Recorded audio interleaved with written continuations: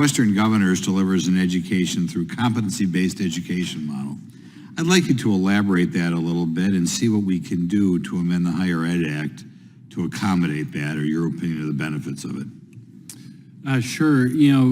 Over a century ago, we kind of established and codified a credit hour into our system of higher education, and something that started really as a way for faculty to accrue hours and get paid became somehow a measure of learning. Well, competency-based takes a very different approach, which is it tries to keep the standard for learning, meaning the proficiency against a particular learning outcome, like that is actually what determines that you've actually developed the competency that's necessary to complete the course.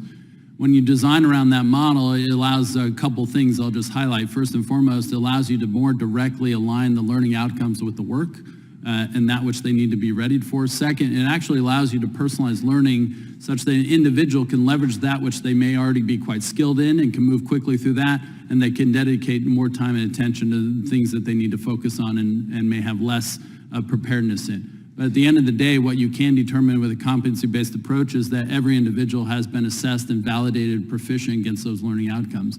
Last thing I'd say on this, Representative Grothman, is that competency-based education is not new. If you talk about any licensure area in medicine, in law, in the practice of nursing, even in accountancies, like all of these individuals have to meet proficiency standards. Well, the same can apply in higher education as a practice. It would seem to make common sense that you would focus more on what people know than how long they've been sitting at a desk. Doesn't it seem that way? Yeah, it certainly seems. I often like to say that virtually every one of us who may have gone to a conventional model already experienced personally competency-based education. You can think of that course where you realize that I didn't need to sit through all the lectures, but I had to wait till the end of the term to take the final.